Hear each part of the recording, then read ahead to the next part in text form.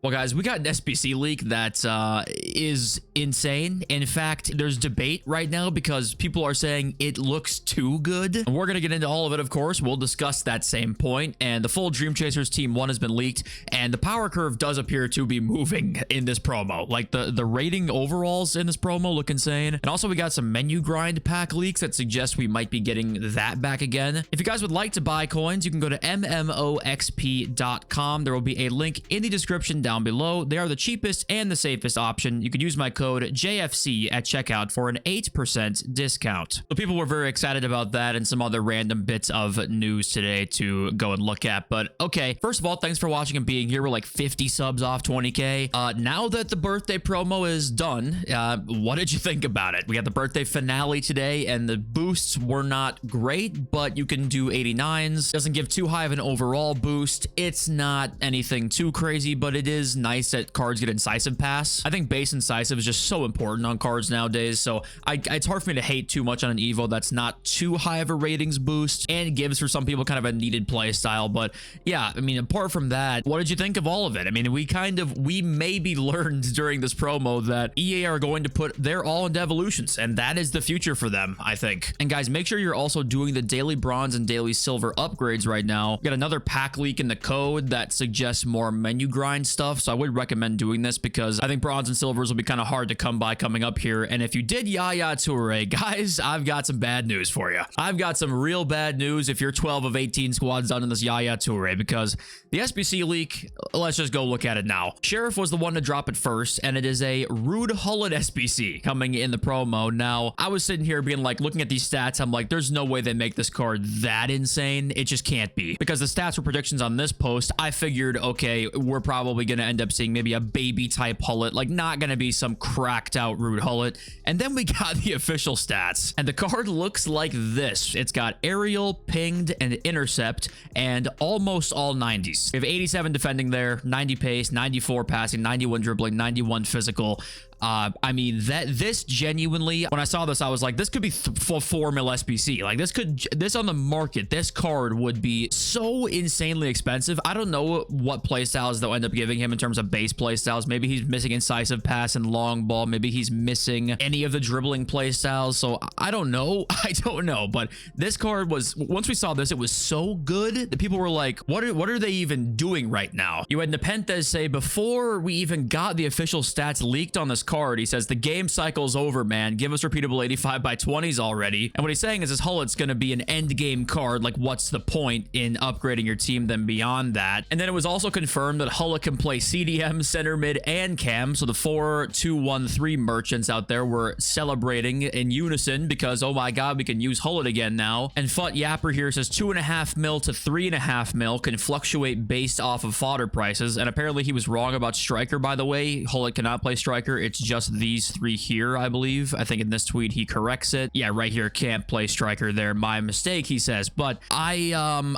not really in the camp of like, oh my god, the card's so good, I don't want it to come out. I don't really know if there's a perfect answer to any time EA drop an SBC that's this good, because people are gonna say, oh my god, everyone's gonna save up to get this card and everyone's gonna have an insane midfielder and it's gonna make things boring or whatever. But also you want people to be able to have good cards and use good cards also in there. So I don't know how, I don't think EA can win in this situation, honestly. And let me know what you guys think about that too. But what is interesting though, from EA's point of view here, is that we have a Hullet SBC out right now. Do you guys remember a time where we had 2 icon SBCs out of the same player at a time? I don't remember that ever happening. We've seen that a couple times with like Kolomwani recently, right? But that second SBC that they end up getting is always one that EA couldn't control. Like, they couldn't pick Kolomwani to not win the player of the month. They had to give him an SBC. But EA just picked Hullet again, and he has one out right now. So does that suggest something? I actually think that low-key to me would suggest that this might not have been planned like insanely far in advance. I don't know if when they dropped this Hullet, they were thinking about the other Hullet, because I don't think they've ever done that before.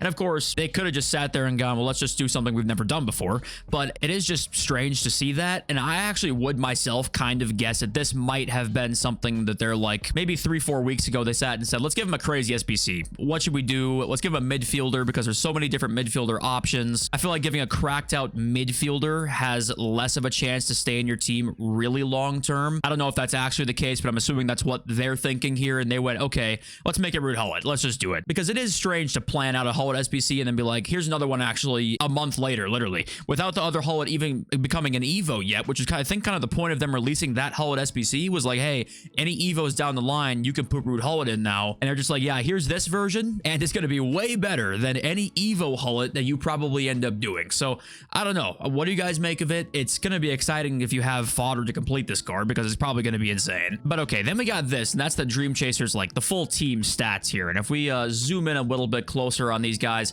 you'll see the card stats on these Dream Chasers players are insane. And the playstyle pluses are also insane as well. You got a 95 Harry Kane, finesse shot, and low driven. That looks pretty crazy. We saw Lucio already. Rivaldo with 3 nice playstyle pluses there. Puteas we saw. Florian Wirtz, can you see him? He's got Tiki Taka and Incisive. Another Wirtz special card, by the way. Lautaro Martinez. There's Raul. We got Prinz. Waneri makes it in. Quickstep and Incisive on him. Lorente, Quickstep and Incisive. Caicedo, Payor, Desai makes it in the promo. We got Makalele down there. Looks like a pretty good DM. Archie Gray, by the way. It was not Basuma. It is Gray. And a few kind of fodder-ish cards down here, which are the ones that you will actually pack if you were to pack any of these guys. But these top-end cards are crazy up here. And obviously, we have how many cards coming in with 3? You've got an SBC coming. You've got Rivaldo, Lucio, Raul coming in with 3 play styles. And not even all the icons or heroes get it. So they really are, I think they're trying to really ease into 3 play style pluses. And then when Team of the Season drops, they're going to do the exact same thing with 4. Like 2 or 3 or 4 of the top Team of the Season cards right away will get 4 play style pluses would be my guess, because they're going to try and do something to make it more interesting. Last year, Team of the Season was the jump to 3. This year, they're doing it before Team of the Season. So if they want to keep having a jump for Team of the Season to make it more exciting, then it would be to 4, right? But yeah, there were people saying like, oh my god, this promo team looks honestly insane and the power curve is going to move here. The thing is, most of these cards that are really, really good here are going to be super expensive, so it's hard to really know how much it'll change things, but the market with the Gullit SBC is going to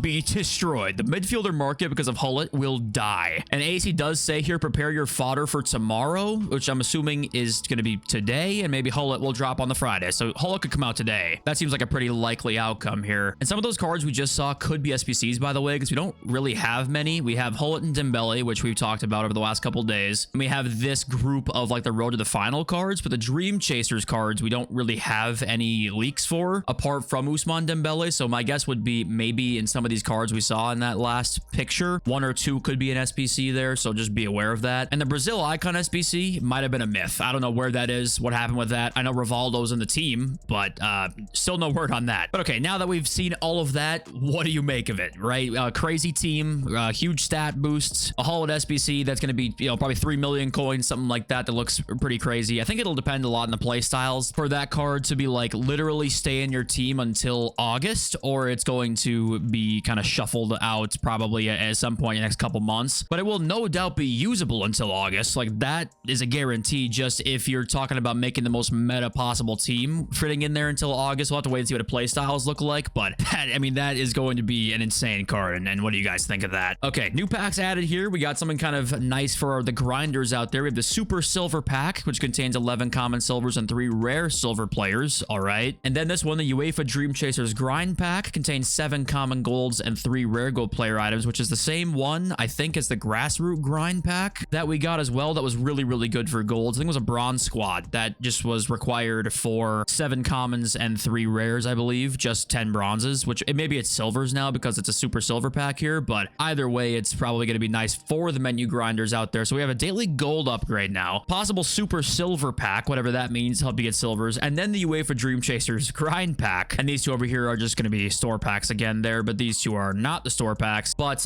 yeah, just nice to see any type of help in the menus to help get fodder up, especially with Gullit coming out. You're going to want some help with that, I'm sure. So that's nice to see. But, and guys, with evolution leaks right now, every day, I want to say, starting about 4 hours before content or so, up until like a half hour before content, there is some kind of leaks usually about evolution. So just be aware of that. Like today, we had this leak from Fut Yapper. It was like Mia Hamm fits in that Evo today, and he leaked that at about 4 hours before content. So he and Fut Agent go back and forth every day. If you're on Twitter later and want to go look at that, you'll probably find it like an hour before content. And guys, right now, it does appear that gameplay has gotten worse since the update. Now, this happens a lot. We hear people kind of talk about how, hey, has gameplay been worse since X event? And usually it ends up being the case where gameplay just tends to usually be bad. It's been bad since the update for you, and it's not the update that causes it. But this one, I'm seeing more people than like the usual baseline talk about gameplay being worse since the update, and it's been really bad for me. The console version since the update I went and played on,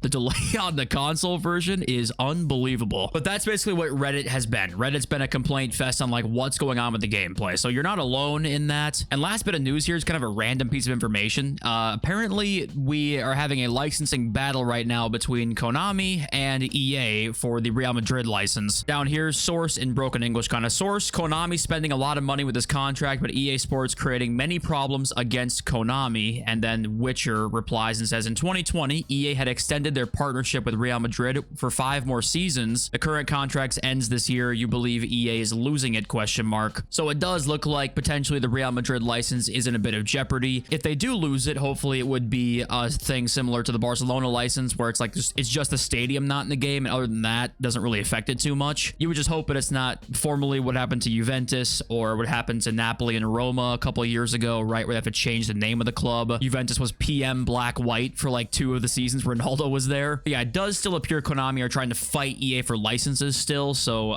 depending on if you're an eFootball guy or not, maybe that's a good thing, but it's probably not a good thing for us. But I think it would be a good thing for us if any of us had faith in Konami to make a competitive game, but I think at this point that ship has sailed. But yeah, the market, guys, it's midfielders are going to die. They are dying already. It is going to be worse. It's going to get a lot worse. Even if this SBC comes out, it's actually like 3.5 mil, and it ends up being 4.5 post Fodder rise, which we'll talk about. Even if that happens, I'm right now not holding on to anything over like a million coins.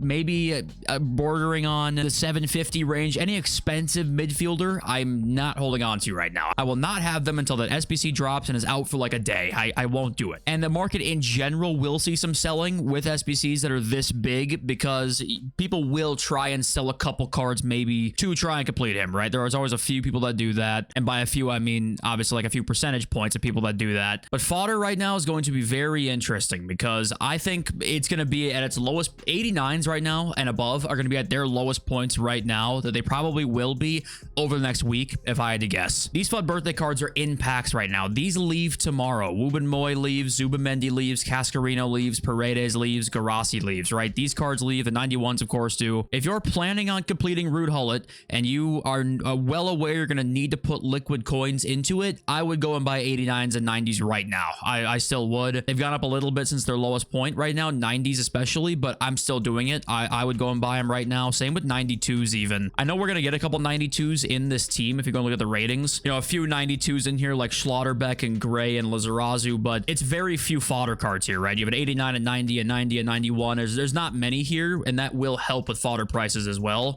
So yeah, I do recommend buying these as an investment or just as a plan to complete Gullit. I would recommend that, and you probably won't need much else. I don't think you'll need many 86s or 87s, honestly. You're going to need 88s and above, and 88s are up a little right now, but you can buy them too if you wanted to. I'm just looking at 89 pluses because that's what you're definitely going to need, and you're going to need a lot of them because we might see our first like 91 squad potentially in this Ruud Gullit team if they want to make it 3.5 mil. And okay, let's read your comments now. I saw a couple comments yesterday that said R9 was their most disappointing player. You weren't the only one, Radoku. I couldn't find the other comment, but someone else said R9. I know it's likely a skill issue, but he moves like a truck. Is that true? Does R9 move like a truck? Rakeem Henry, genuinely enjoying watching your channel grow over the past year and a half. Thank you. I appreciate that. Especially if you're a lurker who doesn't like to leave comments and stuff like that. That's totally fine, by the way. Just I appreciate you if you're lurking. And Juan Cruz, like, where'd your coins go? I go back and forth my PC account onto my PS5 account, so you'll see the coin like total fluctuate because I got my PC to work to play the game now. I can play the game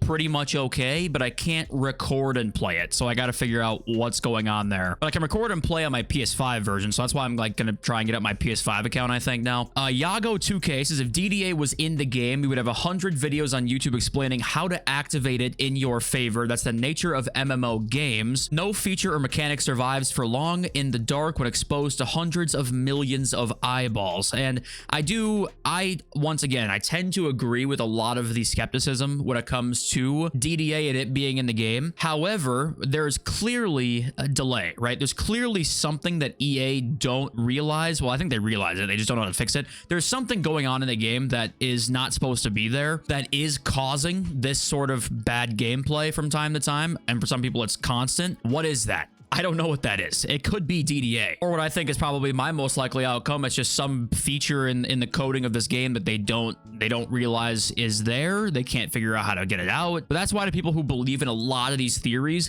I have a hard time being like, no, that's probably not true, because it is probably not true. But also, there's so much stuff in this game that shouldn't be there. And also, we know EA are not that morally sound of a company. So connect the dots there, and you're like, yeah, really anything's possible. Like anything truly is possible to be in the game. And Papa Bro does say here that keeping secrets thing is stupid. People sign NDAs and they would face legal problems. So no, they do it and people know it. They just can't speak on it. Okay, so I got what you were saying there. You're saying EA do it. People know it. They just can't speak on it because they have an NDA signed. And the thing is, like, that could be the case, but we have no proof of any of that, right? So we're just back at square one again, where it's like, we kind of just got to believe whatever you believe. And what do you even do to go about investigating these things, right? I tried to do that. I tried to I read the entire patent, trying to look through things. And I'm like, just try and pinpoint anything in there. And there wasn't really anything interesting at all. I don't think there's any way to prove it. I think, yeah, you're right that the NDA thing could potentially be a thing 100%, but there's no direct evidence of diddly squat. So we're just stuck here, right back at square one. But thank you all for being here. Appreciate you all so much. I hope you have a fantastic weekend. I love you all. So peace.